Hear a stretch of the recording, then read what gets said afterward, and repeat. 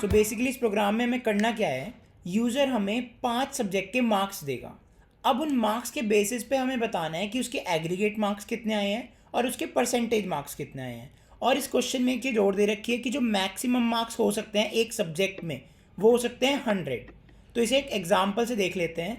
जैसे हमें यूज़र ने दिया मार्क्स पहले सब्जेक्ट के 85, फिर 75, फिर 60, फिर 72, फिर 56। अब हमें ये 5 सब्जेक्ट के मार्क्स मिल गए। अब हमें क्या करना है, इनका सम करना है। तो जब हम इनका सम करेंगे ना, तो हमें जो भी हमारा सम आएगा वही हमारा होगा एग्रीगेट मार्क्स। तो इनका सम करके जो भी हमारा आंसर आएगा, जैसे हमारा आया 348, तो यही हमारे क्या है, एग्रीगेट मार्क्स। तो ये है हमारे एग्रीगेट मार्क्स। ठीक है, एग्रीगेट मार्क्स हमने निकाल लिए। अब हमें निकालने हैं परसेंटेज मार्क्स। तो परसेंटेज मार्क्स कैसे निकलते हैं, हर सब्जेक्ट में कितने आ सकते थे, 100 आ सकते थे ना। तो जितने मार्क्स आए हैं तो 348 आए हैं हमारे, और 348 को डिवाइड कर देंगे 500 से।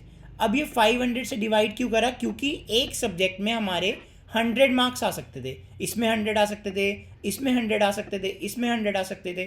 तो टोटल इनका 500 थे और उसमें से आए कितने हैं, 348 आए हैं। तो मल्टीप्लाई बाय इसको कर देंगे 100 से, तो हमारी परसेंटेज आ जाएगी। तो अब यहाँ पे इसको हम सॉल्व करें तो हमारा आएगा 348 डिवाइडेड बाय 5। और ये 348 हमारे क्या आए थे, एग्रीगेट मार्क्स। तो ये हो गया एग्रीगेट मार्क्स डिवाइडेड बाय 5। तो ये हमारी परसेंटेज दे रहे हैं, aggregate marks divided by 5 percentage दे रहे हैं इसकी। और ये हमारी, जब हम इनको सम कर रहे हैं सबको, तो ये हमें एग्रीगेट मार्क्स दे रहे हैं। तो इसे एक प्रोग्राम लिख लेते हैं इसके लिए, हैश इंक्लूड stdio.h, और यहाँ पे लेंगे इंट मेन। मेन ले लिया। अब हमें क्या करना है, इनको वेरिएबल्स में सेव कराना है।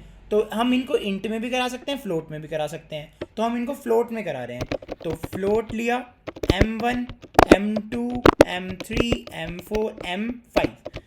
ये तो हमने सेव करा लिए, बट हमें एग्रीगेट मार्क्स को भी कहीं सेव कराना है और इसके परसेंटेज मार्क्स को भी कहीं सेव कराना है। तो इनके लिए भी ले लेते हैं वेरिएबल्स, एग्रीगेट मार्क्स और परसेंटेज मार्क्स। तो हमारे पास सारे वेरिएबल्स आ गए। अब हमें क्या करना है, यूज़र से मार्क्स लेने हैं। तो हम क्या लिखेंगे, printf, और यहाँ कहेंगे एंटर द मार्क्स। तो वो यूज़र हमें मार्क्स दे देगा और हम इसको स्कैन एफ कर लेंगे। अब स्कैन एफ किया, किस में लेना है, परसेंटाइल एफ में लेना है, क्योंकि हमने जो वेरिएबल्स लिए हैं वो परसेंटाइल मतलब फ्लोट लिए हैं। तो percentile F, percentile F, percentile F, percentile F. किन में लेने हैं, m1 में लेने हैं और m2 में लेने हैं, और किस में लेने हैं, m3 में लेने हैं, m4 में लेने हैं और m5 में लेने हैं। हमारे सारे मार्क्स आ गए m1, m2, m3, m4, m5 में। अब एग्रीगेट मार्क्स कैलकुलेट करने हैं। तो एग्रीगेट मार्क्स क्या था, सम करना था। तो सम कर देते हैं। तो aggregate is equals to m1 plus m2 plus m3 plus m4 plus m5। Aggregate marks आ गए। अब हमें परसेंटेज निकालनी है। परसेंटेज का भी हमने यहाँ देख लिया कि एग्रीगेट मार्क्स डिवाइडेड बाय 5।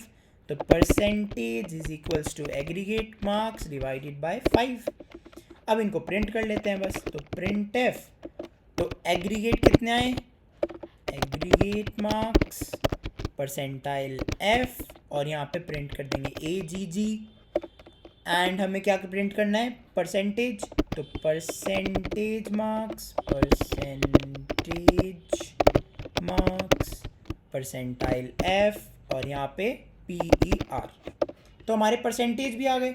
तो अब हम इसको रन करके देख लेते हैं। और हाँ, यहाँ पे एक स्लैश एन लगा देते हैं जिससे कि ये नेक्स्ट लाइन में आ जाए। अब दोबारा से रन करते हैं, दोबारा से रन करते हैं। अभी कह रहा है एंटर द मार्क्स। मार्क्स हमने दिए 85, और क्या दे रखा था, 85, 75, 75, 60 और 72 एंड 56। तो क्या क्या आना चाहिए, एग्रीगेट मार्क्स आने चाहिए 348 और 348 को जब हम डिवाइड करते हैं 5 से तो आता है 69 पॉइंट समथिंग आता है, तो 69 पॉइंट समथिंग जो भी आएगा, ठीक है। तो देख लेते हैं, रन करके एंटर किया तो देखो एग्रीगेट मार्क्स आ गए 348 और परसेंटेज मार्क्स आ गए 69.599 समथिंग, ठीक है। यही था एक छोटा सा प्रोग्राम एग्रीगेट मार्क्स और परसेंटेज मार्क्स निकालने का।